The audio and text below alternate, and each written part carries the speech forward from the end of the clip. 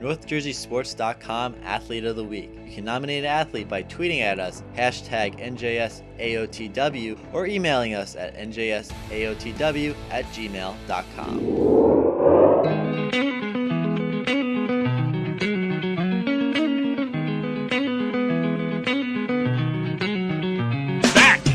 Monday Morning Quarterback, NorthJerseySports.com's original multimedia series talking all things football across North Jersey.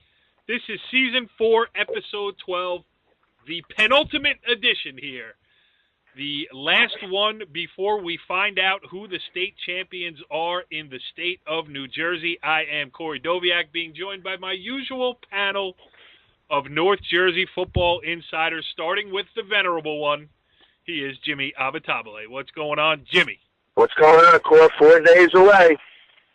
4 days away. The countdown has begun in earnest. One guy that we know, he sleeps football, he thinks football, he dreams football, he eats football, and this weekend he will certainly be sleeping football very close to the venue that will be hosting all of these state final games. Brian Carr, please tell us your plans for the weekend. I don't want to tell too many people my secrets, but yes, I'm going to stay down Friday night right near the Meadowlands, MetLife. I'll stay down Friday, and I'll stay down Saturday night. This way I don't have to travel back. I got to turn those pictures around. Got to get those edits. So it's the first time I've ever done this. I've been going to the game probably 10 years I've been going there, and so it's my first time. But you got such a good venue. We'll talk about it later. We've got so many good games. You got at least 8 out of the 10 games are our games, Bergen County area games. So you don't want to invite the listening public to your after party at the hotel you have chosen? Is that what you're saying? Usually, I mean, you could come. Anybody could come, but I'm really editing pictures. I'll be editing pictures most of the time. Jimmy, is he nuts? I would say just a little bit, but listen, that's what makes it great. Yeah, and there's a lot of people hyped up about this weekend to come in football.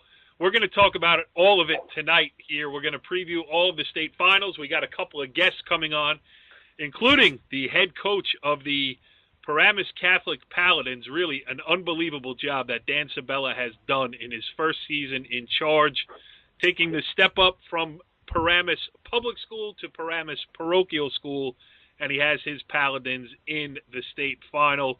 That game is on Friday night in the primetime slot at MetLife Stadium, so we will talk to Dan and get his thoughts here a couple days out from the big matchup against St. Peter's Prep. And we are also going to have an old friend on the show. Now, I hate to do this at the beginning of the show. It makes me nervous because, we still haven't taped the interview. We have to get him on the phone and everything, but he swears he's coming on this week.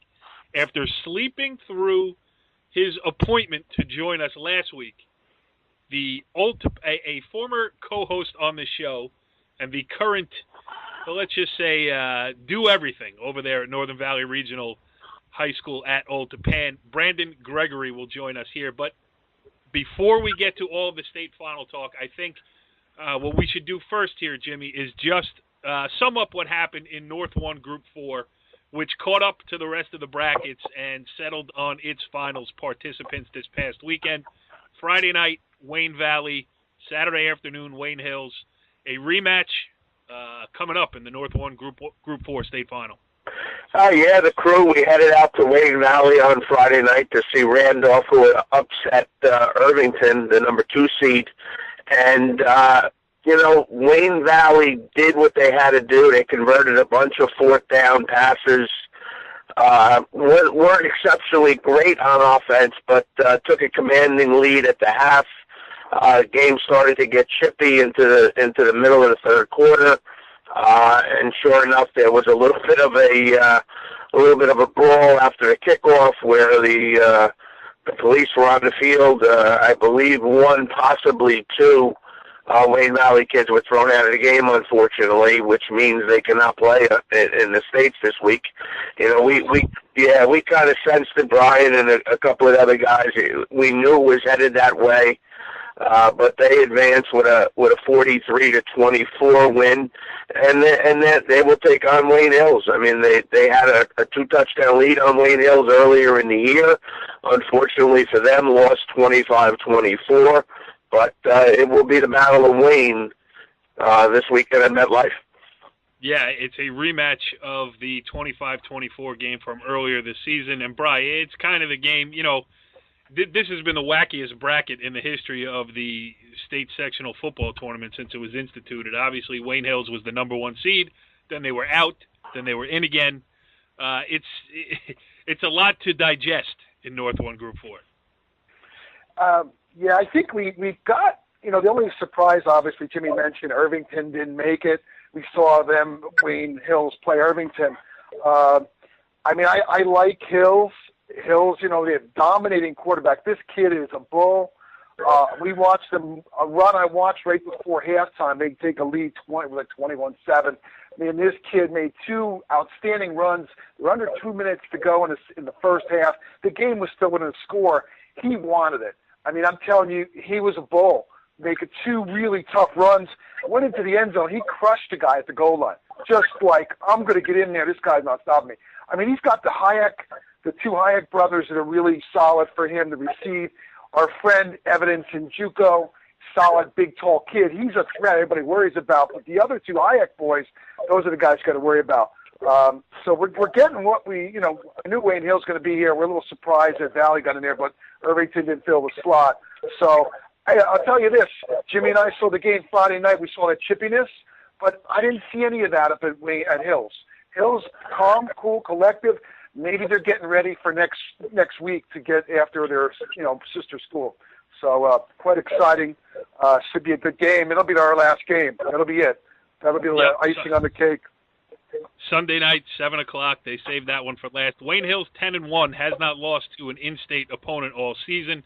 Wayne Valley 9-2. As I said, that's the Sunday, December 4th, 7 p.m. start at MetLife Stadium. All right, so that catches us up.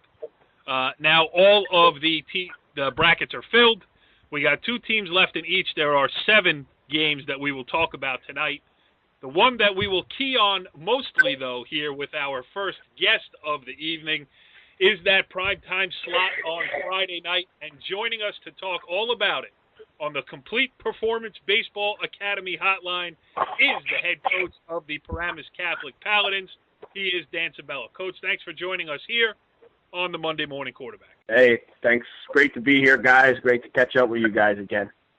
Yeah, well, you noticed that we saved you for the last week of the season, so we had to know that something like this was coming down the pike. Yeah. Oh, hey, I know you guys are good. I didn't know you were that good. So Dan, how's it going? You've been busy lately? It's definitely been a whirlwind. Not going to lie to you, it's been a whirlwind, but it's been a fun trip, and we're pumped up for Friday night. Yeah, I know, when you got the job, I'm sure that there were certain things that, you were prepared for and ready for. Yeah, how many other things have come into play here that you say, you know what, this is a lot of work, fun, whatever, but, what are some of the things that have eaten up a lot of your time here? It's been a great experience. It's been, a learning experience in a lot of ways. We have just getting to know kids from different areas and getting to know their personalities and just trying to blend everybody together, trying to put the coaching staff together and get everybody on the same page. Obviously the level of football is off the charts, and the preparation and the structure that's gone on to everything. So it's definitely presented some challenges, but it's been fun, and it's kind of it's come together for us in a lot of ways, and we're glad to still be playing, and we're looking forward to finishing this thing. Yeah, absolutely. So what you're saying is basically the same as it was when you were at Pagoda. Hey, at the end of the day, it's 11 on 11, right? We know that, but it's just a lot more, a lot more numbers and a lot more things going on. But at the end of the day, the X's and O's don't change. Yeah, and sometimes in Pagoda you had 10. All right, Jimmy, let's talk some state final football. Go ahead, hit the coach. Yeah, Danny, obviously, you're looking at your team. You had 29 seniors coming back this year. You did lose the quarterback. A big-name quarterback decided to leave the school. You go into the summer with 3 quarterbacks battling it out, and Andrew Brito, senior, wins the job. if people look at Paramus Catholic, they might say that Andrew Brito is the most valuable player for Paramus Catholic, not only because of his stats, but because of his leadership ability. Can you talk to us a little bit about Andrew Brito? Absolutely. It's been, he has been such a tremendous story and done such an awesome job for us this year. I think seeing him over the summer and being around him, you knew he was a good football player. You knew he was locked in, and he had something to prove. I really think to himself more than anything else, and he thought he could play big time high school football at a high level. But let's not kid ourselves here. Nobody thought he was going to be this good and play as well as he has. I mean, anybody who tells you that they knew that, I'd like to meet him. But he's just played off the charts, and it's been every week. And he just stays poised. He doesn't get too high on himself. He doesn't get too down. He stays very under control and locked in, and just has prepared the same way all week long. And we wouldn't be here without him, that's for sure. Well, Brian Carr, was out there when you opened the season. I mean, it seems like forever ago, but when you opened the season at the Big House at the University of Michigan, he was actually on a business trip and there to see that game in live, and he's been raving about Brito all year long. I mean, Brian, go ahead. You take over. You were there. Hey, Dan, I call him Big House. That's my nickname. I call Andrew Big House Brito. I interviewed him after the game. The kid's a really good kid. But let me tell us about – I want to ask a follow-up question on your quarterback there. We've been talking on him. The kid has a big heart. I mean, you've been a quarterback. You're a quarterback guy. You had John Robinson. You've had Tyler Smith. Tell us more about him. He's undersized. Just tell us about what you think his heart. What is you've had smaller guys like Tyler Smith. How does he compare to those guys, John Robinson? Yeah, I mean, what he's done against the level of competition he's played, I really think it speaks for himself. He's confident in himself. He believes in himself, and he put the work in. And I think it starts there with him. And he doesn't mind getting in the film room and spending extra time preparing. He wants to be good. He wants to do everything that it takes to get himself better. And his toughness. You mentioned some guys who really were pretty tough, and I was fortunate enough to be around. He's right up there. He's just when you run the ball and you take the amount of hits and you do the things that we ask him to do, durability is always a question. But this kid has stood up to the test. He really embraces it, and he's like I said, he's been doing it every single week. Dan, you guys have been remarkably consistent all year long. You open the season with a 3-game win streak. You lose by 3 at Bergen Catholic. You respond with a 3-game win streak. You lose by 10 at St. Joe's Montvale. You win 3 in a row. Now, we've been talking all year long. We've talked to other coaches in this division. It's rough and tumble week in, week out. Just talk about not just your quarterback, but the resilience of this team. And for you guys to be 9-2 to post that kind of record, playing the schedule that you're playing, is really remarkable. Regardless of what happens on Friday night, but to get here to be one of the last 2 left standing says a lot about the kids that you have on your roster there. We've been fortunate in a lot of ways, but Jimmy mentioned before we've got a really good senior class, and you know what, these kids coming off the year they had last year, they weren't happy with that, and they wanted to see things get turned around, and the durability and the toughness that they've showed, and obviously you got to get a little lucky with injuries sometimes too, but we've had a lot of guys who just they've had that mindset that they're not going to be denied, and they're going to do whatever it takes to get the program back, and the younger guys have followed their lead. So it's been great to be a part of, but I definitely give the seniors a lot of credit for showing everybody the way. Yeah, speaking of injuries, any update on Drew Singleton? Drew is rehabbing like he's on a mission, and it was funny when he first knew he had to get surgery, and everybody kind of faced the reality with the whole thing. He right away was saying, I'll be back for the state finals. I'll be back for the state finals. And it's been great because it's motivated. It's given him that extra motivation to make sure he doesn't miss a session or doesn't, skip anything. And he's like way ahead of schedule. And really that's the most important thing, right, guys, is that this kid is going to be, healthy going into next season, wherever he ends up, and hopefully go on and have a great college career. But just having him around as much as he can be there around his physical therapy schedule and all that stuff has really helped us. And you see him on the sidelines on Friday night. He's our leader, even though he's only played one game. He's still the leader of this team, and everybody really respects him, and he's done a great job taking that role on. Such an eloquent way to say, I ain't telling you. I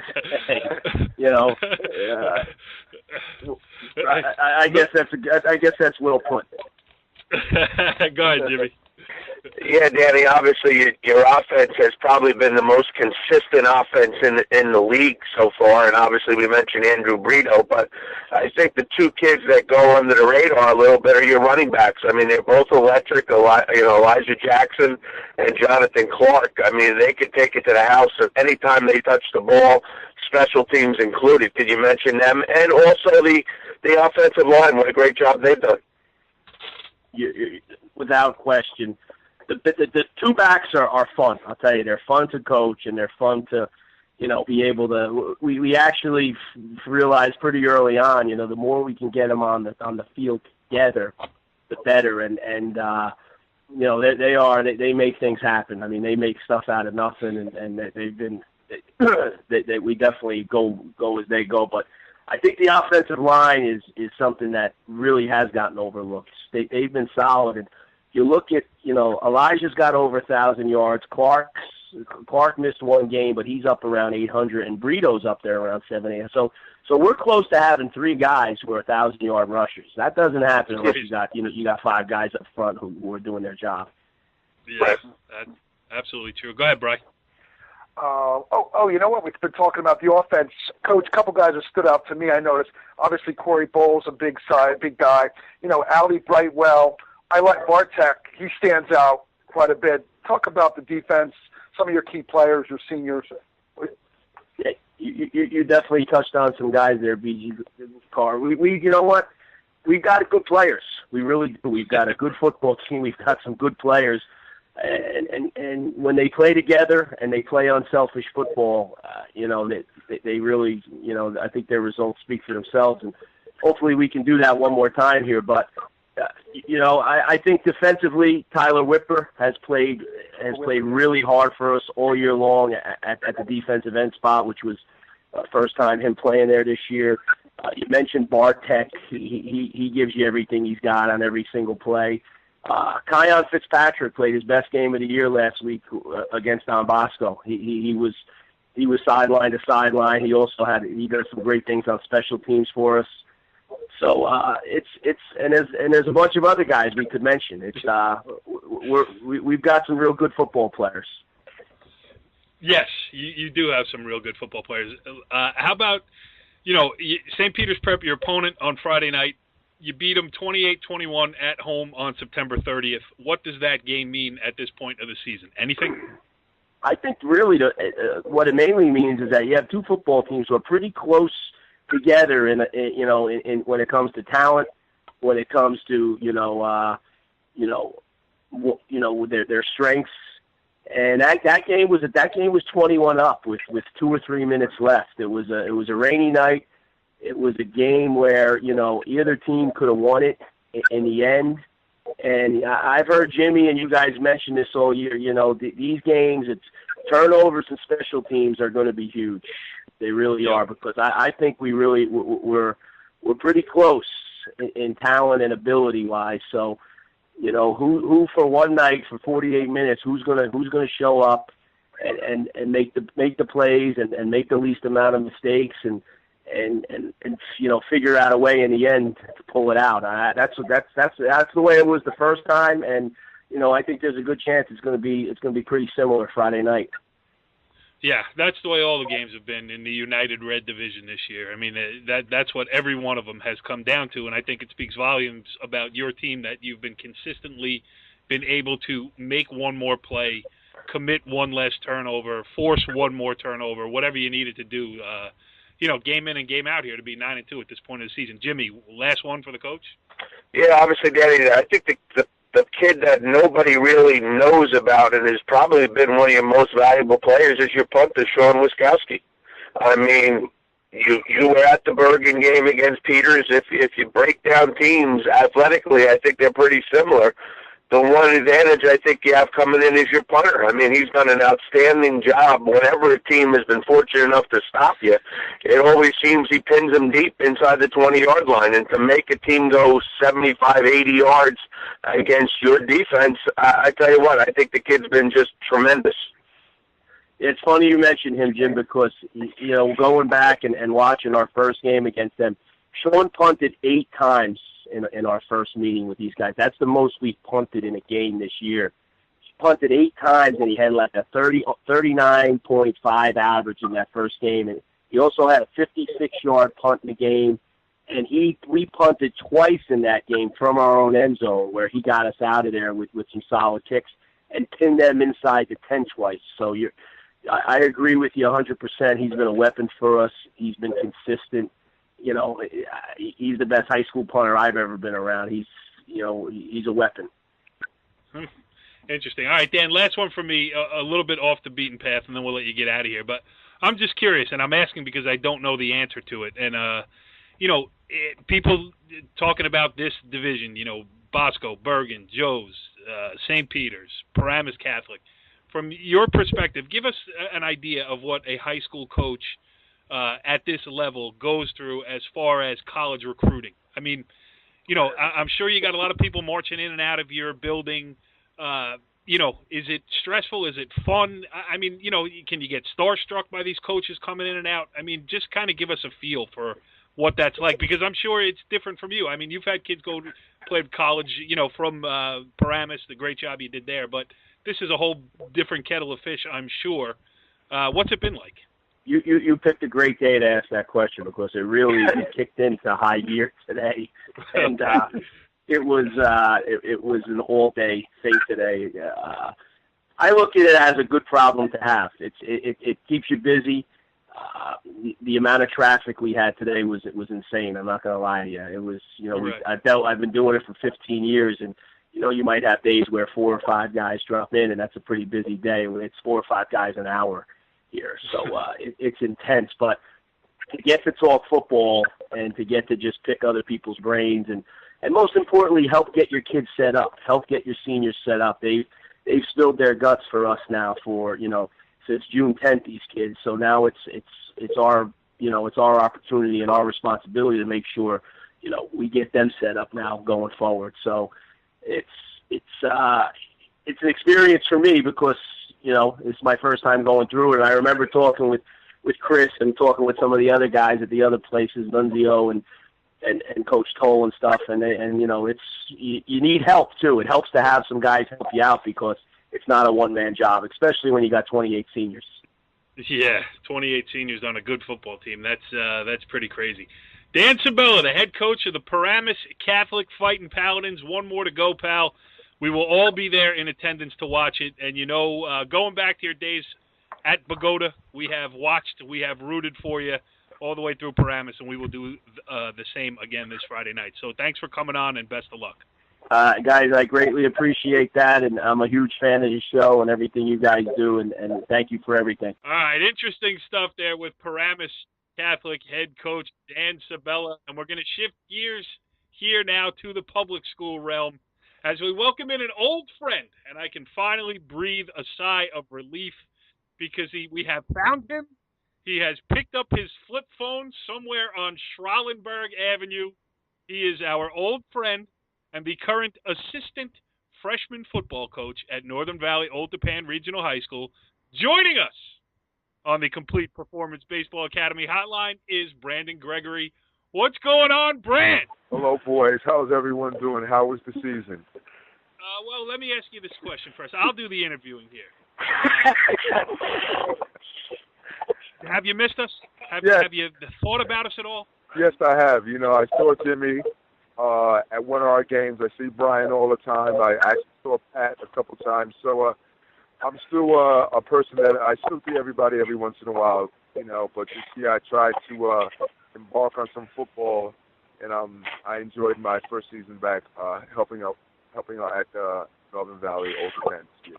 Okay, now I threw you a softball. You answered it beautifully. Now let me ask you a hard one. Are you ready? Yes, sir. Have you even listened to the show once this year? I've listened to the show, to be honest with you, one time this year.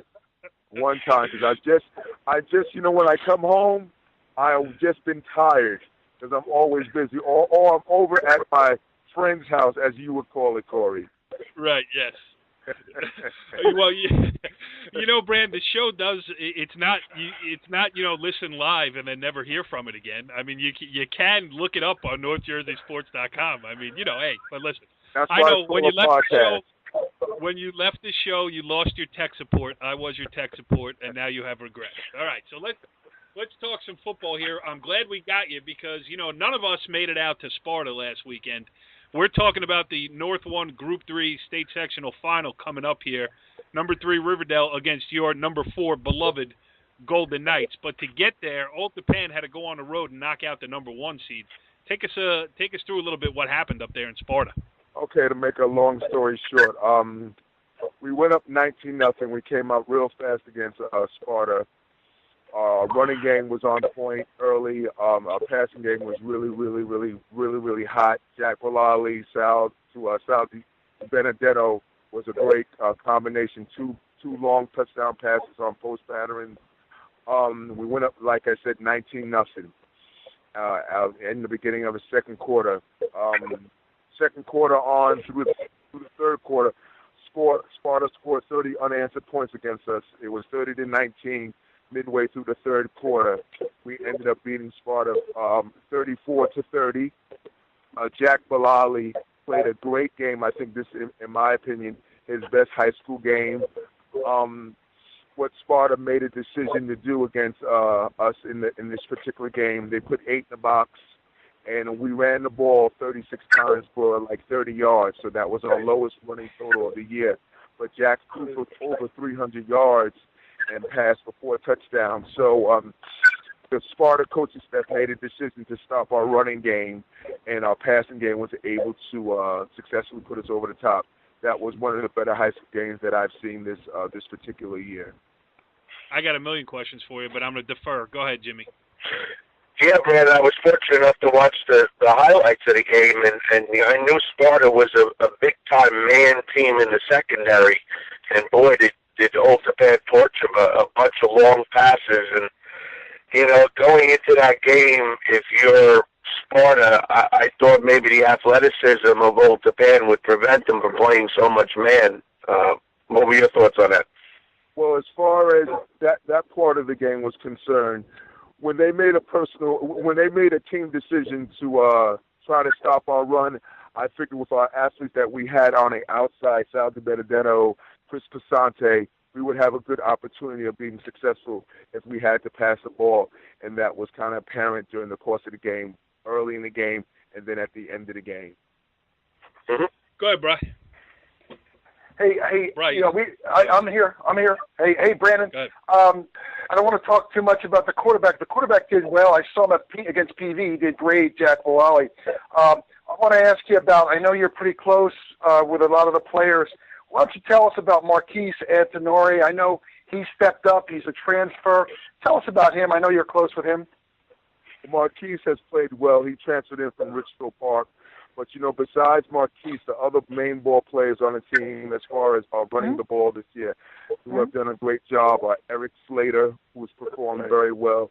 James Kelly has performed very well in the backfield. And in Aiden Mullally, Salty Benedetto, the team overall has done a great job.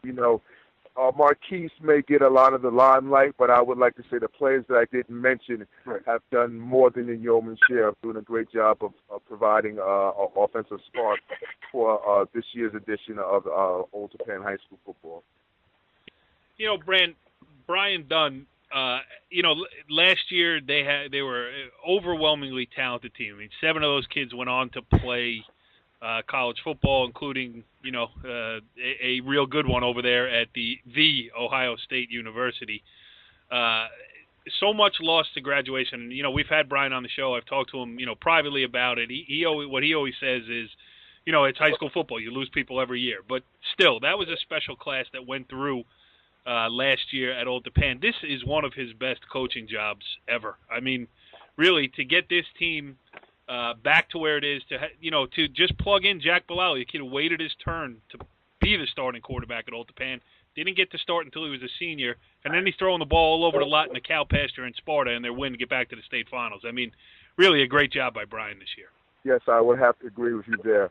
But one of the key components to this year's team has been the offensive line. They have 4 players that came back from last year's team. We have Stephen Cavani, Mike Mancuso, Chris Eichler, and Spencer. I forget Spencer's last name. He was hurt last year. But we had 4 linemen come back. So when you have your core players as far as your line coming back, that does make the transition as far as your quarterback is concerned a little bit easier, because we were able to run the football this year, and their line play has been a key reason behind that, because those kids that I mentioned played in the state final game, so they're used to playing fast and physical football, and they've been really the key component to the team. So that's really, as I've always say, you win up front, and we basically have won up front all year with the line play of the young men that I just mentioned. Jimmy, are you impressed that he remembered all those names? Yeah, I wish you would have thrown Kevin Kazakowski into the mix there. I was waiting for that, but. Go ahead. You got another question for him? Hey, Coach, I don't know if you've looked at Riverdale at all. I know their big star over there is David Estevez. Have you guys? What are you thinking about Riverdale? What kind of a challenge they impose for you guys? They can run, they can throw. I haven't had an opportunity this year to see DJ's Riverdale Hawks this year, so I haven't had an opportunity to see them. But I've heard that the quarterback is a really, really good athlete, Estevez. And if you know anything about DJ's teams, they're going to be well coached. They're going to know what to do. They're going to be in a right alignment. There's going to be in-game adjustments that he's going to do. So it's going to be more of a chess match between Brian and DJ and everybody else that knows each other on the coaching staff. Coach Klaus has worked with DJ before. So it's going to be an interesting battle besides what's happening on the field, the coaching staff, as far as their alliance to each other. So that's what I'm also looking forward to seeing, how that plays out during the course of the game. Okay. Yeah. Hey, while we're here, let me just mention, because Brandon lives in Dumont, I live in Dumont, I'm Mr. Husky. We have to give a shout-out to Mike Eliano on the coaching staff at Riverdale. Mike's been over there for about 8 years. He's one of the top assistants over at Riverdale. And the program's been in the playoffs the last 10 years in a row, so something's going right beside the head coach, Well, something, just like you said, consistency breeds tradition, as far as your programs are concerned. And wherever DJ has gone, he's brought along good assistants. They believe in what he's trying to get across to the kid, and then he gets his players to believe in what he's trying to get across also. So when you have those two things working hand in hand, there's normally going to be nothing but success. And he's as good as a coach in the North Jersey area that you'll find. So this is a great matchup between both coaching staffs along the teams that are going to play in the game. Yeah. Jimmy, you got another one? Yeah, Brandon, obviously everybody speaks about Old Tappan's offense, and with good reason, but at the end of that game, Sparta's driving down the field. I think they had the ball inside the 30-yard line. And if you could just talk to us, I know your D-line came up with a couple of big sacks. If you can just talk about the defensive line and the linebackers at Old Tappan. Well, the defensive line, with Eric Slater, James Kelly playing linebackers, and the boys I mentioned earlier, Mike Mancuso, Chris Eichler, they all did a great job during the course of the game. And then obviously with James Kelly and Eric Slater making big tackles big sacks at the end. But one of the key things that was done during the course of the game was the coaching staff at Old Tappan putting Chris Passante at cornerback. Chris came in for Aiden McNerney and played corner. And by placing him at cornerback at the end of the game, he did a great job defending one of Sparta's better offensive players. And I think that was as you know, as we talk high school football, we always talk about the big name kids on the team. But that move in the secondary, in my opinion, was one of the more important things that changed the course of the game. Because at the end of the game, there was a big pass on the right side of the field, a zero pattern. A zero pattern, if anyone doesn't know what that is, that's just a basic fly pattern. And Chris did a good job of pushing their receiver out of bounds. He caught the ball in the end zone, but he caught the ball out of bounds. And that, to me, was one of the things that, you'll never see it in any paper, but if you know anything about football, and I know, Jimmy, you understand that part of football probably as well as anybody. What do you mean, Jimmy? Nobody else knows anything about football around here? Well, Corey, you do, and I know Brian does, but I know Jimmy is the expert. He's sitting down there right now. So that was really one of the key things that I saw during the course of the game. Plus, in that game, Chris caught 2 touchdown passes, so he played extremely well. He made a big catch on to bring the score from 30 to 25. He had a huge catch. He made a huge string catch, and then he caught a big touchdown, a 64-yard touchdown pass on a double move. And I saw the ball go past me, and I knew that was going to be a touchdown. So he played a great game, and that's a kid that has not got mentioned during the course of this year. So I'm bringing his name up, Chris Casante. Good. We're happy to hear it here. And you've forgotten all the rules. You're mentioning papers and everything else. I mean, there's no papers, Brand. I mean, this is NorthJerseySports.com, the only locally owned and operated source for daily high school information in North Jersey. Since you've been gone, I don't know if you know what happened since you're gone, but the record blew up, and it's now just an arm of a major corporation run out of McLean, Virginia. So we are the local source, Brand. No more with the paper. That's why I read that's why I read the New York Times now. You like that? Brandon Gregory. Wow. And listen, you were a great co-host on this show for a number of years. We certainly miss you, but I got to tell you, you are an outstanding guest. And if you ever feel like picking up the phone again, we'd love to have you back on. How about that? I will definitely do that again. I'm going to upgrade from a flip phone to a bigger flip phone.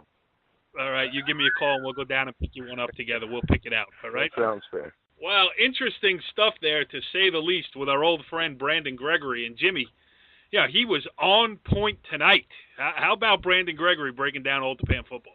I tell you what, he was definitely going old school with us. Like, he was right on top of it. You could tell that he watched that game, very intently, not just as an Old Tappan Homer fan, which we know he is, but through the eyes of a football coach. And you know what? Watching the highlights of that film, everything he said was 100% true. Yes. Now, what are the chances that he actually listens to this show that he appeared on?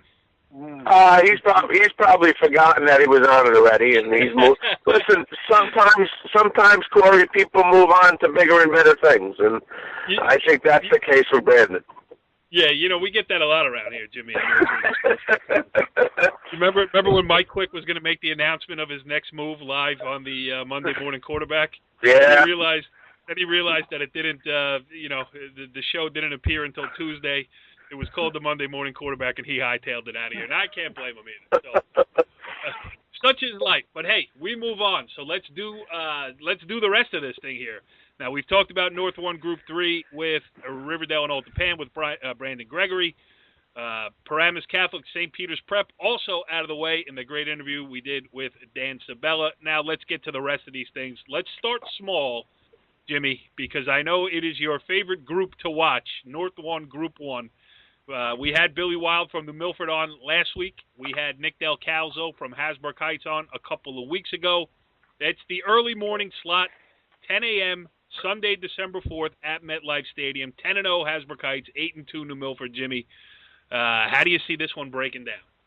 It's funny. We're actually Brian was with us. We were actually at the scrimmage in, I think, the third week of August, watching those two teams go at it, Heights and New Milford, and we sat there saying, you know what, this could be the final. And sure enough, 3 months later, it is. You know, for New Milford, it's all centered around their tailback, Christian Correa. I mean, 2,300 yards rushing. 33 rushing touchdowns. I mean, that says it all. For New Milford, they have to be able to keep, Hasbrook Heights honest, I think, with their junior quarterback, Mr. Picketic. I think if he manages the game, goes some, kind of like what Michigan was doing against Ohio State the other day, go play action early, complete some passes, try to loosen up that very good Hasbrook Heights defense. They're only giving up, about 7 points a game. They've shut out 4 of their opponents.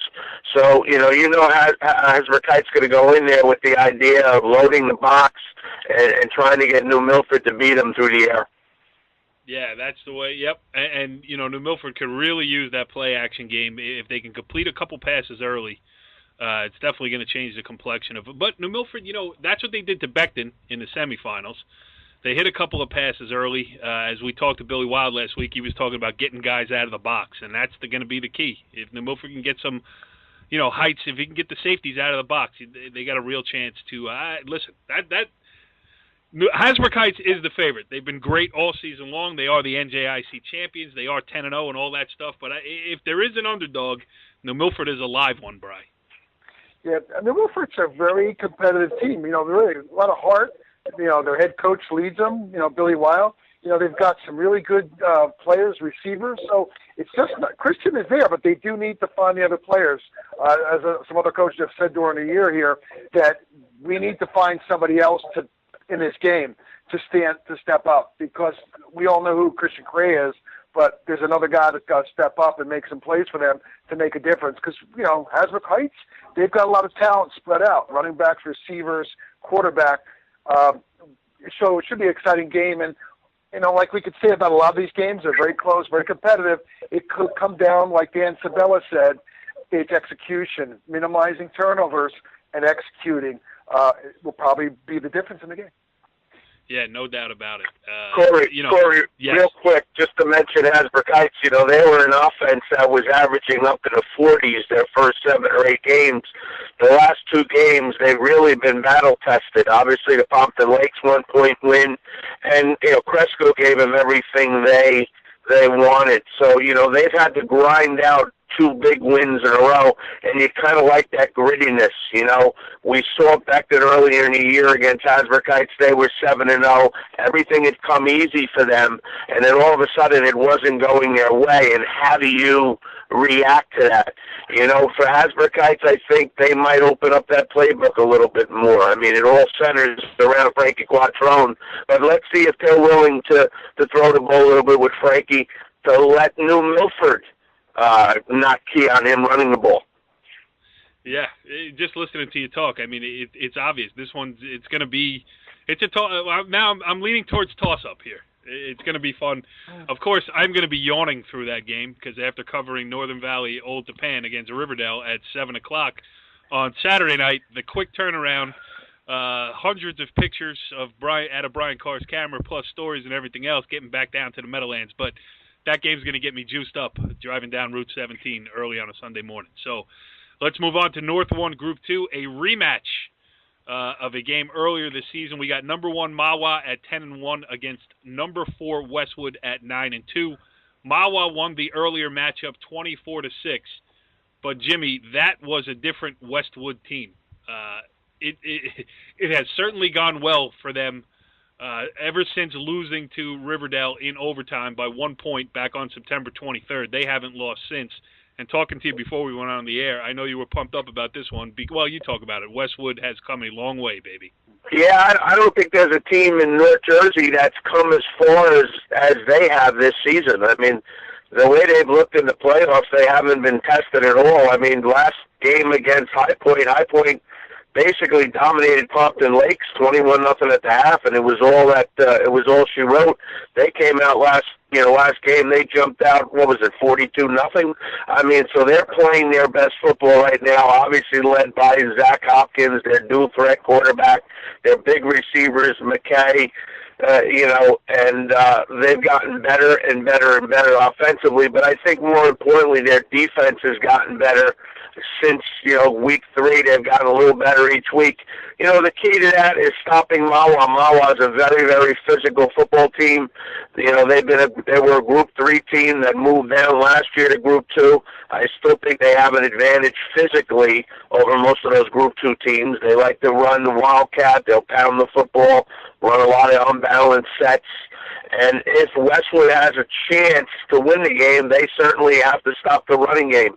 It's funny, the one common thread in all these games is stop the running game and make someone beat you passing. But I think if Westwood could do it, I think they have a very, very good shot at coming out with the championship. Yeah, Brian, you saw Westwood up close and personal. How do you see that one breaking down? Oh, I think it's a tough game to pick, But if Mawa's going to win, it's all about stopping the Westwood quarterback. He's their, dual threat, can run, can pass. That's the key, I think, for them is to stop him. Because I think they're very diverse in terms of Mawa. Their offense is very diverse. They get into that Wildcat, like Jimmy mentioned, and Brian De Palma, he gets out there, and he really changes the momentum. They can throw well. They don't throw a lot at Mawa.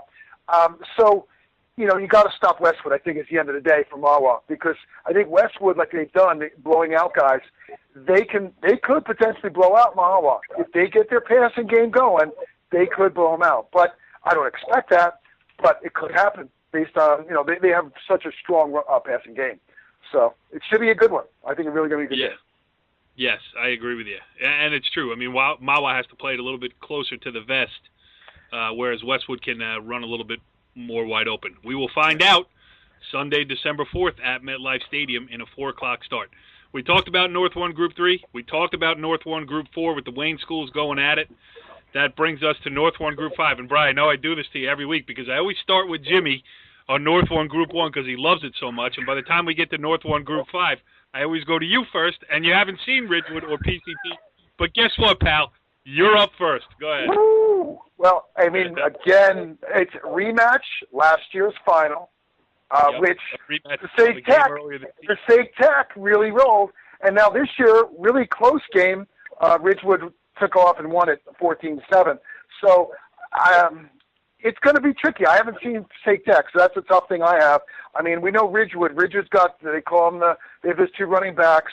You've got the Fiegel boy, and you've got Gransky. They've got some really good runners. So Jimmy maybe could mention more. He's seen them better. He knows more about them than I do. But it's going to be a grind-out game by Ridgewood. I think they're going to grind it, and they got to slow down Passaic Tech because I'm sure they've got the athletes that can open up the game and score a lot of points. Yeah, and this bracket has been a grind for everybody still involved. When you look at the final 4 teams that were left standing, it was Ridgewood, Montclair, PCT, and Union City. And Jimmy, that's rough and tumble to get to the North 1 Group 5 final. How do you see it playing out?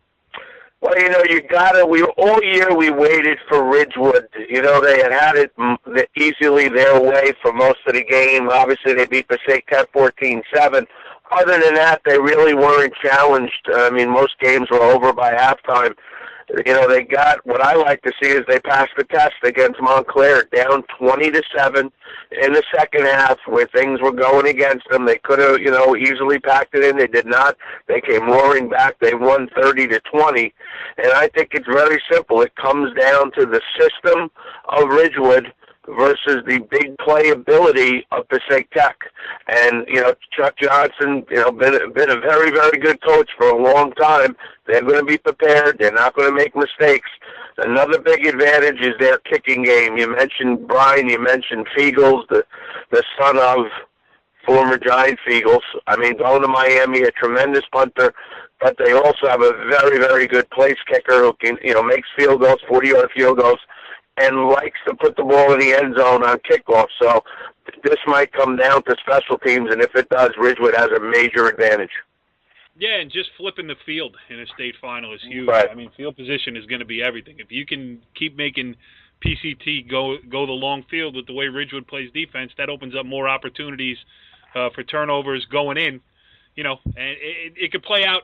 Listen, who knows how the game's going to be, but that's certainly an advantage that Ridgewood has as far as I would expect.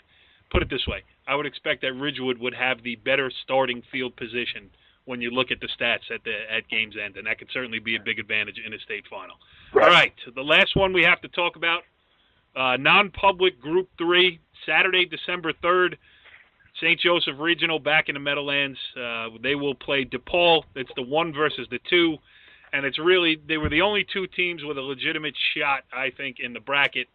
St. Joseph Regional, obviously the favorite. It's a rematch of a game played earlier this season that St. Joe's won 38-21. Jimmy, this is St. Joe's to lose, correct? I would agree. I think they are better, a little bit better than DePaul. They played earlier in the season. It was a very, very competitive game midway through the third quarter. And then, the depth factor of St. Joe's. One thing about DePaul we've mentioned, very young, a lot of sophomores and juniors. I think they only played 3 or 4 seniors. The depth factor wore them down, and I think that will happen again. I think all of a sudden St. Joe's, Brian, in that rainy game that you were at up at St. Joe's against St. Peter's, found that missing ingredient, their identity of becoming a power football team again. And since that day, they've been on fire. You have to go with St. Joe's in that game. Yeah, I think you're right, Jimmy. I think their offense has really stepped up, all around. The running backs, you got Jordan Scott, Lewis Asus, and Nick Patty obviously stepped up. We were saying early in the year they were kind of vanilla, so maybe they figured it out, and they realized we got to get the ball to Lewis Asus and have him run it. We got to give a good shout-out to our offensive line over there, Robbie Martin, who's a Penn State recruit. So him and the rest of the boys, obviously Ryan Botto from Dumont. But there's a lot of good players in that line. It's really been opening up for those running backs. So, and the defense, too. Let's not forget St. Joe's defense.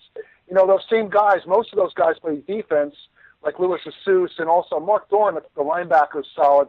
He had some big sacks against St. Peter's when they played them, and even against Burton Catholic. So their defense and offense seems to be well-rounded. So DePaul's got a big challenge ahead of them, I think. You mentioned Nick Patty, Brian, and early in the year it almost seemed like they were using Nick Patty to throw first to set up the run, and now it seems to have flipped. They're getting 5-6 yards on first down. Now they're really using that play action with Nick Patty, and I'll tell you what, he's the last 3 or 4 weeks has really, really stepped up. There've been receivers wide open off the play action, and he's completed them, and that just makes them a real, real dangerous team. Yeah. Right. If St. Joseph Regional should come away with the state championship, why don't you just tell Key and everybody, let them know what time does the Ryan Botto parade start on Madison Avenue? They already started it. They have a banner up at his house. I saw it on Facebook. There's a banner, going to MetLife already. But yeah, the kids. By the way, the kids at Dumont mentioned him to me. Hey, we know Ryan Botto.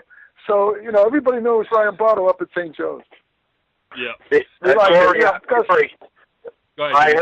heard that the parade will start at Tenafly High School and march down through the monument in Dumont and then over to the high school for the celebration. Oh, wait a minute. That was something else. I'm sorry. What was that, Jimmy? Felder Fieldhouse? Pickle Fieldhouse? Will all 6 people who made all the bottles, and we'll be there, yeah. All right, Brian, you covered the Thanksgiving Day game. I you know what? This has been so state final oriented. I think we're gonna we'll leave. You did a great job covering the Thanksgiving Day game, Dumont, everything else. We had a couple interviews, but we'll play them next week or something. Here's the last thing, because we're running long on the show here, and I just want to get Jimmy's perspective, and then yours, Brian, too. Now, let's just say this, and we're certainly thankful that Dan Sabella came on the show, but let's just say St. Peter's Prep wins that game and St. Joe's wins in Group 3. Who is the number 1 team in the state? Well, I think St. Joe's is ranked number 1 right now. They've been dominant in the playoff run. And you know what? They did share the league title, the overall league title with Don Bosco. So if you're number 1 going in, my opinion is if you win it, you stay at number 1. And, no disrespect to Group 4. I mean, obviously, to go through the gauntlet twice is a little bit tougher than doing it once. But, my feeling is St. Joe's, if they were in Group 4, would still be in the final and, could win the final. So if they're number one going in and they win, they'll stay number one. Yeah, it's not like they've been under the radar all year. They've played all those teams. Brian, how about you? Feel the same way? I think so. I mean, if they both win, Joe's beat Peters. You know what I mean? So they've won everybody. Joe's has played everybody, beat everybody, and they even beat them. So they deserve to be number one. And they beat Paramus Catholic too. Right, yep. Right. Hey, but Corey, let's not forget. Let's just make one comment about Thanksgiving. One thing before I don't want to leave it out. Just what happened. I don't know, Jimmy. I didn't tell Jimmy, but that they saw our show last week. The Dumont folks, they heard the show on the Thanksgiving show, and then the coach on Wednesday morning asked me to come down to talk to the team. Which I was like, why is he calling me down to talk to him? But I just want to give a nice shout out to a couple guys, a couple former Dumont kids that came down and spoke to the team. That was Nick DiGirolamo and Corey Lacapola, two former players, good players on the team. And, hey, the kids won the game, so I guess it worked. We went down there and spoke to the team. So it's a great thing. Thanks to Ted for letting us come down, and it connects what we do here on the show. The show worked, and it's all about the kids, really, at the end of the day. It was great. All kidding aside here, listen, you did a great job, first of all, with the show last week, the Thanksgiving Day show, and then second, of covering that game. And Jim, you made a statement at the end of that Thanksgiving show last week, and we're talking all about the state finals here and how the season's going to come to an end. But there are a lot of teams that aren't playing this weekend at MetLife Stadium. And the way the season ended for Dumont, it really makes you rethink the Thanksgiving tradition. Yeah, it's a pain in the neck scheduling-wise. Yeah, who's going to play, who's not going to play, who's left in the States, who's not left in the States. But from, looking at Brian's pictures, reading JC's account on NorthJerseySports.com, it was a really great community event. And it's a shame that tradition has faded because it made me rethink my whole position about Thanksgiving Day football, and I really think it is a tradition worth saving and bringing back in a lot of places too, especially in places where, year in, year out, they're not playing for state championships. So yeah, I agree with you. I think there's nothing better to have a community rally behind the football team, and that's the way it is in both those things. And for Dumont, I mean, a team that for most of the year was teetering on, hey, will we have a team the rest of the year? I mean, this kind of kicks you into that weightlifting sessions in January, February. It kickstarts the program. It was mentioned in the paper they have, I believe, 45 kids on the roster, so good freshman numbers. They don't lose a lot of seniors, so hopefully we'll see the improvement from this year into next. Yeah, and not to mention that it gets the town out too. I mean, the town of Dumont and the towns of Dumont and Tenafly kind of rallied around their teams there, and that is something. Community engagement is something that is missing in the present day. So you pick sides based by what high school you go to and nothing else, and I think that's a worthwhile tradition worth saving. All right, good stuff here. Listen, let's cut this show off because we have miles to go before we sleep. Starting Friday afternoon.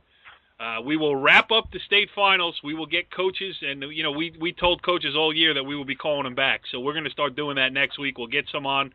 We'll talk state final football for the final show of the season. But for now, that's it, and we'll see you next week on the Monday Morning Quarterback. Follow the leader.